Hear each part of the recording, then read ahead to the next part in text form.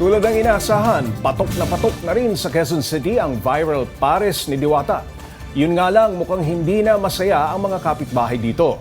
Para bigyan ng mukha ang balita, Mobile Journal Ivan Tarinque.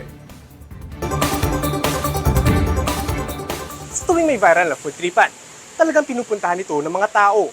Sa pagdagsanga ng mga ito, minsan, naging kosa din sila ng matinding traffic.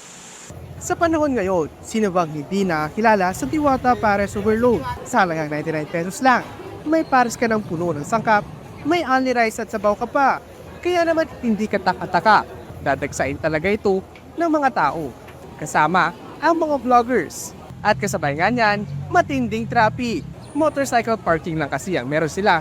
Kaya mga sasakyan, sa gutter lang nakapark.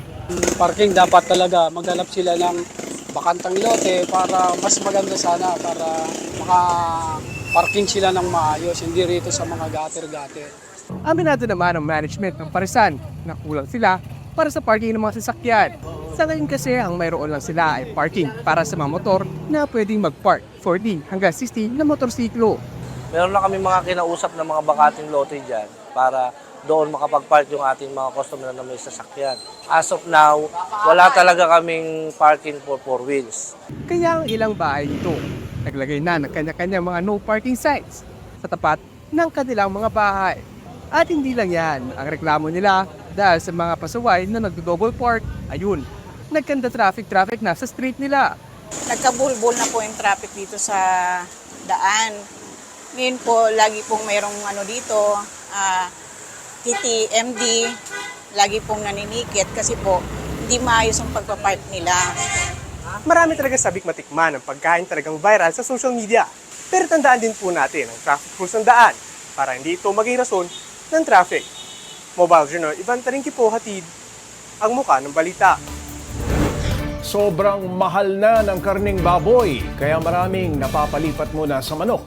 Pero ang kita raw ng mga magmamano, isang kahig, isang tuka pa rin. Para bigyan ng mukha ang balita, Mobile Journal Francis Orsio.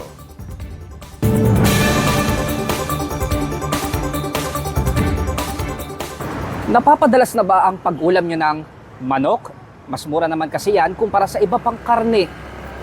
Sa monitoring ng Department of Agriculture, naglalaro ngayon sa 160 to 220 pesos per kilo ang presyo ng manok sa mga palengke. Malayo sa alternatibong karneng baboy na nasa 300 to 420 pesos. Dahil dyan, mas dumadami tuloy ang bumibili ng manok. Tulad sa pwesto ng retailer na si Merly sa Novaliches, Susano Market. Oo, mas marami pa rin konti bumibili sa manok dahil mas mababa ng konti kaysa sa baboy yung mga walang budget na pambili. Paliwanag ng United Broiler Raisers Association, natural lang daw na tumaas ang konsumo sa karne ng manok dahil sa taas ng presyo ng ibang karne. Yun nga lang, sumipa man ang demand sa manok, dehado pa rin daw ang mga namuhunan sa pag-aalaga nito. Hindi pa raw kasi sila nakakabawi mula sa ilang buwang pagkakalugi. Mula Oktubre hanggang Abril, talagang napakalambot ng presyo. Madalas kung hindi lugi ay tablalaang.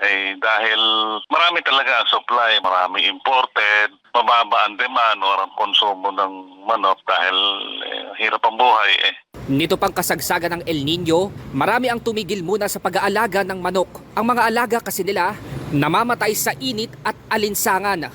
At ngayong may nagbabadyang La Nina, hindi pa natatapos ang mga pangamba. Posible kasing maging problema naman nila ang pag-aangkat ng manok at pagdadala sa merkado dahil sa sobra-sobrang pagbuhos ng ulan. Nandyan din ang pangamba na bahain ang mga tanim na mais na siyang pangunahing sangkap sa pagkain ng mga alagang manok. Kung madisgrasya yung mga tanim na mais, makakaapekto yun doon sa puhunan, sa patoka, at mamahal ang puhunan ng mga nag-aalaga. Kasi mga 50 to 60% ng patoka by volume ay mais. Yun ang kailangan ng ating mga alagang manok.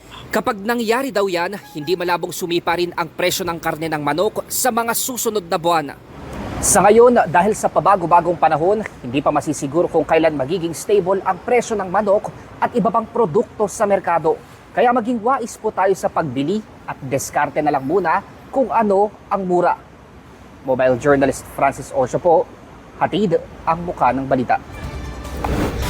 Balot lang ba ang alam nyong exotic Pinoy food? Nako, marami kayong namimiss, gaya halimbawa sa Cebu.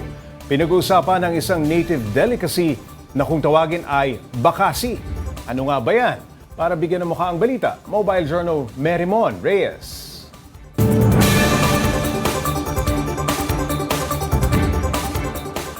Mga kapatid, dito sa Cordoba, Cebu, may nahanap na naman tayong local at exotic food trip. Maliliit at malalaki, mahaba at malasa. Tara, subukan natin. Mahahaba, maliliit at higit sa lahat, malasa. Ito ang bakasi o baby eels, isang native Cebuano dish sa Cordova. Pero nagsimula itong pumatok sa labas ng Cordova noong lutuin at ilako ni Mang Entoy. Pero unang pumasok sa isip ko, paano ba ito hulihin? Tuwing madaling araw, maglalagay lang daw ng pain sa mga bantak na catching equipment nila. Itutusok sa lupa at babalikan para silipin kung may huli na. So para siyang basket na dito meron siyang butas. Pag pumasok na dyan yung mga bakasi, wala na labasan. Baba ko pa. Okay, para hindi sila tumalsik. Itong bakasi ma'am, hindi kakain ng mabaho na ang paon. Maselan. Kaya po pala nasabi sa amin, malinis ang bakasi. Kita niyo yan? Yung mga bakasi. Ayun, may nahawak ko isa. Hawak na natin siya. Hindi ka na makakawala. Hindi ka na makakawala.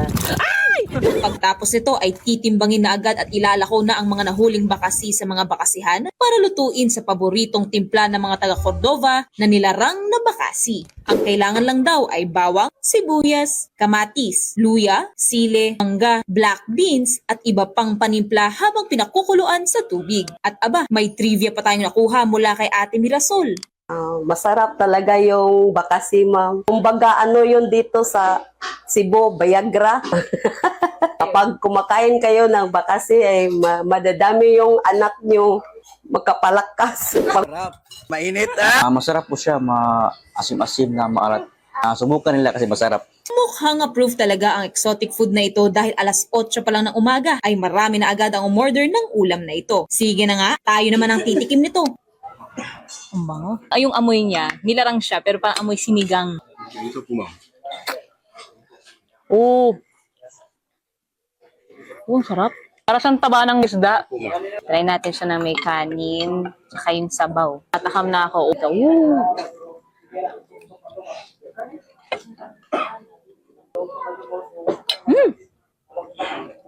Para lang siyang normal na laman ng isda. Hindi mo may isip siya na eel siya. Ang sarap. Tsaka malambot siya. Hindi rin siya yung malangsa na... Sa halagang 60 pesos, maaari nang matikman ang exotic at native meal na ito. Chika pa ni Sir Jaime, marami pang putahe ang pwedeng gawin sa bakasi. Yung natikman ko po, para lang po siyang kinakain lang po na ko, parang isda lang po. Pili po siyang larang, pili siyang sinigang, pwedeng iihaw, pili pong sisig. Huwag daw matakot sumubok ng kakaibang food, sabi nila. Dahil looks can be deceiving, pero taste can be convincing. Mobile Journal Merimon Reyes po, hatid ang muka ng balita.